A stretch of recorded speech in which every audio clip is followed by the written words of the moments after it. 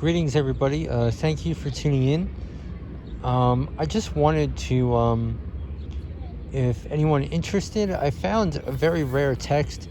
It's very short. It's called the Coptic Gnostic Apocalypse of Paul. Of course, this text actually is not Gnostic. Let's talk about Gnosticism really quick. Gnosticism is very slippery doctrines, and in this fallen world, we have a lot of texts that are written through a Gnostic lens that are not necessarily Gnostic in their doctrine and theology. And then we have texts that are written that are Gnostic in doctrine and theology. Some of the deeper levels of biblical theology get labeled as Gnosticism. We see this very often in the extra biblical text.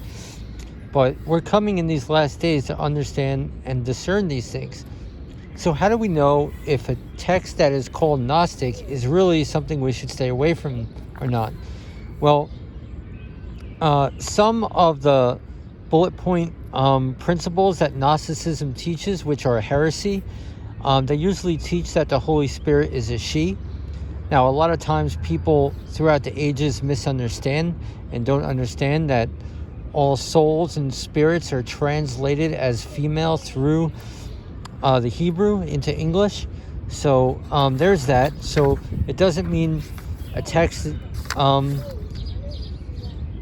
if a text is referring to the Holy Spirit as a she, it doesn't mean it's heretical. But if the Gnosticism teaches that, the Holy Spirit is, and they build a whole theology and doctrine like we see in the Gospel of Philip does that, it's heretical. Another heresy that Gnosticism teaches is that we are created by angels. And what they really talk about are the archons, fallen angels, also known as archons, the wicked powers and principalities that run our matrix. And of course, that is heresy. We are made in the image of God. So these kind of things, we have to watch out for. So here we are in a text that is called the Coptic Gnostic Apocalypse of Paul. Yes. We have another text that is the Apocalypse of Paul, but this is different. This is merely 2 pages, and it is not Gnostic, I don't believe. Yes, there is one pagan deity reference, but that's just because the translator is probably, who knows. It doesn't make the whole text heretical. We need discernment.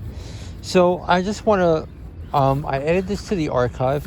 If anyone's interested in reading it, it's really actually amazing.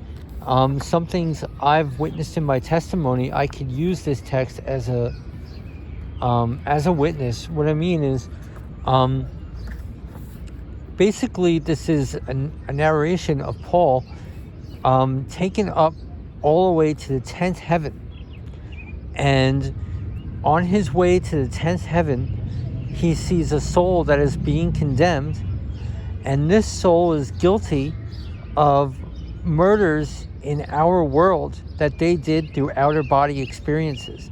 Now, this is something the enemy has. I know this because in my situation, Chris Cornell was murdered through persecution, and that was done through outer body, the use that the enemy has, their use and access to other dimensions. We see this biblically in Zephaniah. He will punish those who cross the threshold, stuff like that. When we read of in our Bibles that the enemy will hide in the rocks or go under the rocks, like in Isaiah, that means they hide in another dimension in the rocks. They have bases. They're like literally alien bases inside our mountains and inside the rocks. That's what those scriptures mean. So anyway, it's really cool that we see this stuff. It exposes some of the tactics of the enemy in this text. And really it's about how all of us are held captive in Babylon, and it's like, well, how are you going to get free? And we see the Son of Man, the sign of our freedom is the Son of Man coming from the 7th heaven. Okay, that's the Son of Man coming in the clouds. And then it has, after the Son of Man comes from the 7th heaven, it says Paul is taken up to the 10th heaven, that we all go into the 10th heaven. I don't know if that could be our eternal destiny in the very end game of God's plan. I don't know. Many of us have different beliefs about how many heavens there are and all that kind of stuff. I just keep an open mind to this stuff because I don't have all this stuff figured out. So just because if it goes against our theology or our understanding, we shouldn't close it. It's not heretical. So I just wanted to share this text with you guys. Really cool. Very rare text. I've never heard of it before. I just found it in like the back corners of this book. So, all right, guys, enjoy. Thanks for tuning in.